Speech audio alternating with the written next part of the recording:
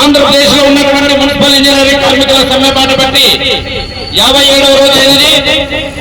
అయినప్పటికీ ప్రభుత్వం కానీ ప్రభుత్వ అధికారులు కానీ స్పందించకపోవడము ఇంజనీరింగ్ కార్మికులకు ఎంత బాధాకరమైన విషయం అంటే, రాష్ట్రంలో ఉన్నటువంటి ఇంజనీరింగ్ కార్మికుల బాధలు కూడా గుర్తించినటువంటి నాయకులు కానీ లేదా అధికారులు కానీ మా ఇంజనీరింగ్ కార్మికుల బాధలు ఎప్పటికైనా ప్రభుత్వాలు కానీ ప్రభుత్వ అధికారులు కానీ వారి దృష్టికి తీసుకువెళ్లి పరిష్కరించే విధంగా ఆలోచించాలని తెలియజేసుకుంటున్నాము.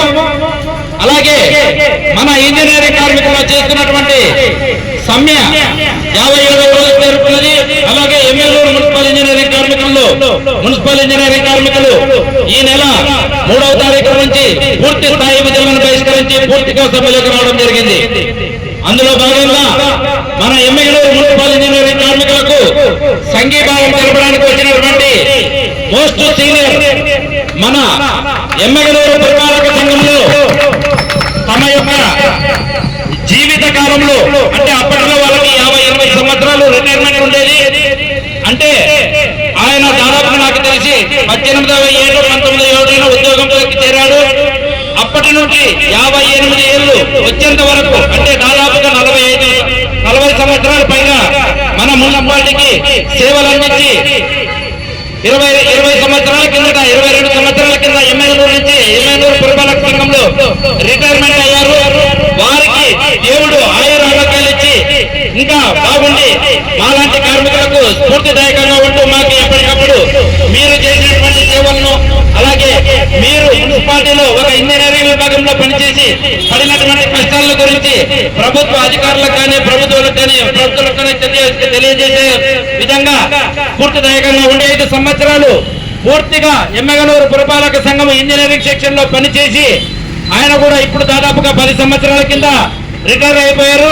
వారి శేష జీవితాన్ని కూడా మున్సిపాలిటీకి ఇంజనీరింగ్ విభాగంలో పనిచేసేవారు ఎలాగంటే ఖచ్చితంగా వారు ఒక మంచి డెడికేషన్ తోనే పనిచేస్తూ ఉంటారు. ఎందుకంటే నీళ్లు అందించడం అనేది ఒక పెద్ద యుద్ధం లాంటిది. ఎందుకంటే ప్రతి క్షణము ప్రతి నిమిషము రాత్రి పగలు కష్టపడితే తప్ప ప్రజలకు నీరు అందించలేరు. కాబట్టి అటువంటి నీటి విభాగంలో పనిచేసి తమ శేష జీవితాన్ని ఈ పురపాలక సంఘంకి అంకితం చేసి రిటైర్ అయినటువంటి ఎల్ ముస్తాఫా గారికి కూడా మంచి ఆయురారోగ్యాలు ఇవ్వాలని మన ఇంజనీరింగ్ కార్మికులందరి తరఫున కోరుకుంటున్నాము.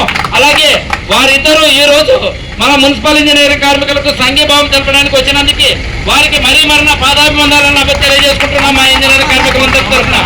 అలాగే అహ్మద్ సాబానా గారు వారి సంఘీభావం తెలుపుతూ మనం పడుతున్నటువంటి కష్టాల గురించి, ఎందుకంటే ఆ రోజుల్లో మున్సిపల్ ఉద్యోగులకు జీతాలు కూడా ప్రభుత్వం నుండి వచ్చేది కాదు, మున్సిపాలిటీల్లో వసూలు చేసి కార్మికులకు జీతాలు ఇచ్చేవారు.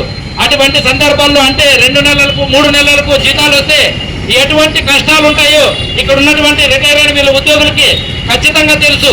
అందుకే మనం ఇప్పటికి సమ్మె బాట బట్టి 1.5 రోజులు అయినప్పటికీ మనకు జీతాలు లేవు, ఏం లేవు, మన బాధలు ఎలా ఉంటాయో గుర్తించి వారి యొక్క సహాయాన్ని మన అందించడానికి వచ్చినటువంటి వారికి మరొక పాదాభివందనాలు తెలియజేసుకున్నాము.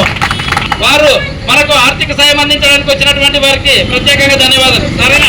ఇంజనీరింగ్ కార్మికులు పడుతున్నటువంటి బాధలను గుర్తించి స్వయాన ఆయన మన టెంట్ దగ్గరకే వచ్చి మన బాధలను వాళ్ళ బాధలుగా గుర్తించి ఈ రోజు సమ్మె దగ్గరకు వచ్చి మాకు సంఘీభావం తెలిపినందుకు మా కార్మికులందరి తరఫున ప్రత్యేకంగా ధన్యవాదాలు తెలియజేస్తున్నామన్నా.